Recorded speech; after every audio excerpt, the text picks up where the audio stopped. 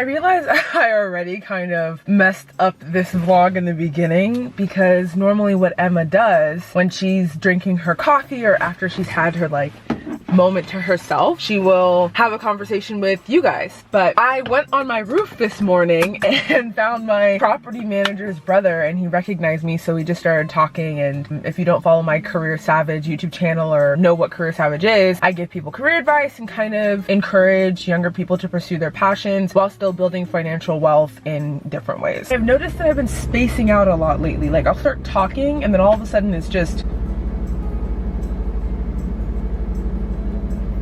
oh, whoa, sorry.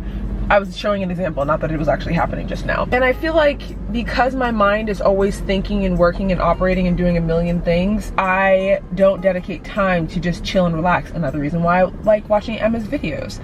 But I think I'm gonna get a massage today. That is the plan. Verve Coffee Shop is one of my favorite places to go. My issue with them is that they don't have outlets. So you go there with the intention of knowing that you can't stay all that long because they don't want you to. Now, I could go tomorrow in the arts district, but there's something about Verve. There's something about Verve that I like. That's where I'm gonna go. Actually, I'm trying to copy. And I kind of actually like that because it limits me to how much work I can actually do today. This is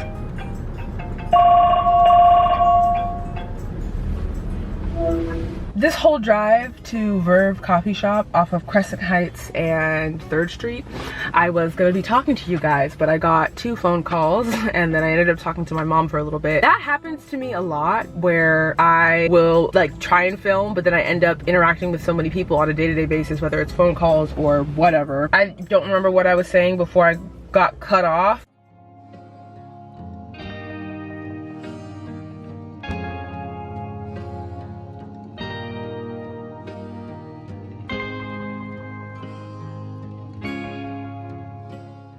I've always wondered why coffee shops are so cold. Like, do we have an actual reason for why they're so cold? And then, you know, I understand not having outlets at some coffee shops because otherwise people won't leave. And on a weekend when it's so busy, you want to have enough seating for people to come and sit down, you know? You want a good rotation. So I get that. If I had a coffee shop, I might do the same thing. It's annoying for people who are looking for places to work, sure, but from a running a business perspective, it makes sense. The coldness, not something I really understand. It's kind of cold in LA. People always talk about how it's not cold in LA, it never gets cold. I don't know how to explain the level of cold here, but trust me when I tell you it gets cold. I used to live in West Haven, Connecticut, where there were snowstorms, blizzards, all of that. I'm sure you know about Connecticut weather. And it was cold there, sure. But in LA, when it starts to get to like fall, winter, it's a crispy cold. I'm kind of hungry now and I don't know what to eat because I realized having braces is the worst thing in the world. Not just the simple fact that my teeth, I could feel my teeth shifting at this exact moment, but the fact that I talk weird now and it like scrapes my gums, like it's something that's presently there. I don't know how people have braces for like the course of their whole orthodontic journey. Like, I've been eating applesauce and mashed potatoes. I made homemade mashed potatoes and macaroni and cheese because I don't know what else I can eat. I can eat soup, sure. I've been eating soup like crazy, but I need some variety here.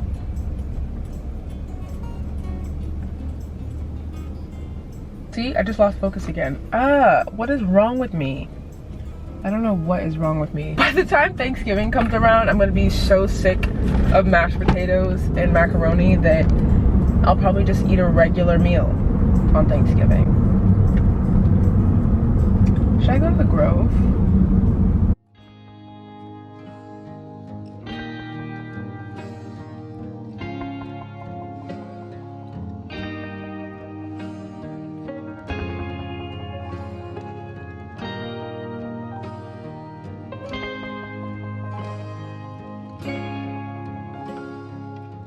Wondered why Emma films from this angle. Excuse me. But I guess it's kind of nice, you know, because you're like looking up instead of always looking down at your phone. And it's like, I'm looking up at you guys. It's kind of cool. Definitely something I'll take away. But I went on Twitter earlier today and just now and when I got home and everyone's talking about ASTROWORLD, I have so many questions around how this happened. And obviously there's like an inherent rage culture in Travis Scott's music, but it's just so odd to me, the number of people on social media saying sorry to the crybaby people who are upset about what happened at ASTROWORLD. Like, if you can't rage as hard as we can, you shouldn't have been at the festival. Like, we are real life ragers. Okay, like, what does that even mean? And I'm not really sure how you being a rager like means anything when people have now passed away from honestly barbaric behavior, because there's absolutely no reason. I saw videos of people like bum rushing the gate to get in, and honestly Travis Scott tweeted back in May when ASTROWORLD sold out, he said we're still gonna sneak into people who like didn't have tickets and stuff. You're inciting this behavior low-key. You're like encouraging people to behave that way. But it's so crazy, the people online who are like, oh, I'm about to get canceled for this. Do everyday people get canceled? I honestly want to know. Sure, I make YouTube videos and stuff like that, but I'm like not that big of a person where I feel I would get canceled. I don't know, I don't think about it. That's not the point of what I'm even talking about. I'm just talking about the amount of people who are like, oh, I don't care if I get canceled. You know, I'm a rager, X, Y, and Z. It's very odd behavior to me. It's not really giving humanity. It's not giving humanistic. It's not giving morality. It's not really giving anything, honestly. Trash behavior that happened at ASTROWORLD. But it just further confirmed to me how much social media is a disease. I really think that it should be something that's like diagnosable, honestly. Because the reason that person posted that was to get attention, of course. Because there's no reason for you to make that kind of statement. I just can't understand a generation where people think that this kind of behavior is okay. You know, and I've lost people in my life, and to think like losing people in general is upsetting. I can only imagine what these families are feeling, knowing that the person they loved or cared about went to a concert festival and passed away as a result of that. This is why I stay offline sometimes. And I feel like when I'm offline, I'm so unplugged and I don't know what's going on, and I should know what's going on. But at the same time, you see stuff like this and just see like the inequities in headlines and society every single freaking day. It gets exhausting. I went to my uncle's house the other day, and he was talking about all the things happening in tech. Like, I never knew Elon Musk launched a roadster, a Tesla roadster, into space.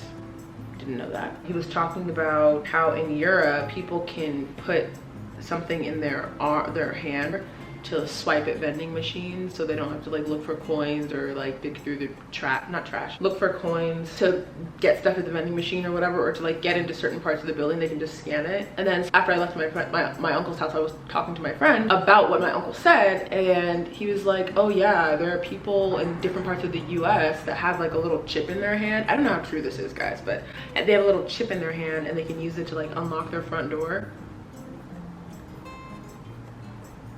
Where are we going with technology? What is the goal? What is the vision? Please, even with Facebook, sorry, metaverse, where are we going with this? We're gonna have a virtual reality where you put on these goggles and like, what are our bodies gonna be? These are questions that I really have. These are questions that I really have, that I would love the answer to. I don't understand, how inconvenient is it for you to just look for your keys to open the front door of your house? And people are like, oh yeah, well, it's higher security because only you can get in your house. Not necessarily. People hack things every day. People rob banks every day. People steal cryptocurrency every day. Are your windows bulletproof? People can just break into your house from the window. Maybe let you inside your house. It's confusing to me, especially the people in Europe who are using it to like get something from a vending machine. It's not giving what it needs to give. I'm not understanding. If you think about all this stuff all day, I just feel like that's how so many people end up depressed. Like, you think about all this stuff, where technology is going, what the future is gonna look like. Look. I'm trying to take everything day by day.